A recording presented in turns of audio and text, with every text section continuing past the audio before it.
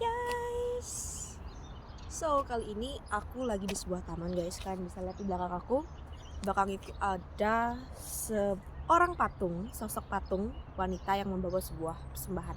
Mungkin ini kayak wanita Yunani kuno gitu. Tapi sekarang di sini aku mau bercerita dan menjelaskan pada kalian karena aku baru aja metik bunga, dimana di bunga ini aku baru nyadar ada 5 fase yang ditumbuh yang berada di satu tangkai bunga ini, dalam artian satu bunga bermekaran, satu bunga udah mau mekar, satu bunga lagi masih kuncup dan menunggu kapan harus mekar, satu bunga ini dia udah mulai layu dan satunya udah layu.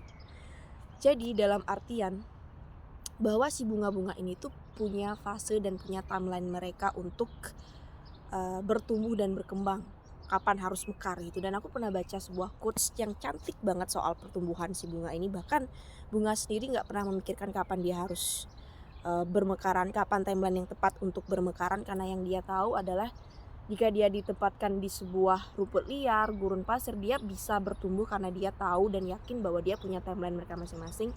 Bagaimanapun tempat pertumbuhannya, kapanpun dia harus berkembang, bertumbuh dan bermekaran, dia nggak pernah risau akan hal tersebut karena dia tahu dia suatu saat nanti akan bermekaran.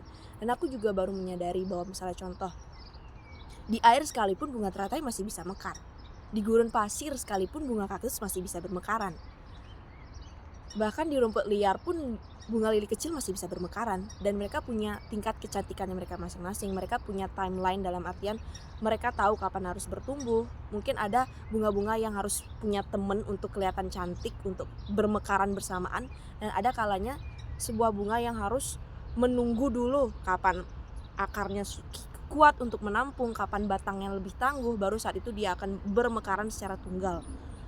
Terus aku bayangin juga sebuah bunga bangkai, dalam artian bunga bangkai ya. Bunga bangkai itu bunga yang lama banget, pertumbuhannya lama, tapi sekalinya tumbuh atau bermekaran dia cantik banget, bahkan gak ada yang berani menyentuh dia karena dia unik, dalam artian dia punya wangi yang semerbak sehingga kecantikannya itu abadi, gak ada yang berani nyentuh, gak ada yang berani metik, bahkan dia dilindungi. Dan aku juga mikir bahwa ternyata setiap bunga itu unik, setiap bunga itu punya ciri khas mereka masing-masing. Setiap bunga juga punya timeline mereka, kapan harus bertumbuh, kapan harus numbuhin akar, nungguin batang, harus bermekaran, kapan harus layu kembali. Itu tuh udah timelinenya udah diatur.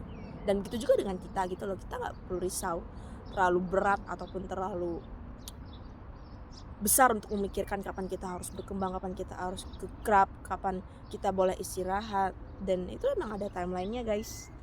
So cute.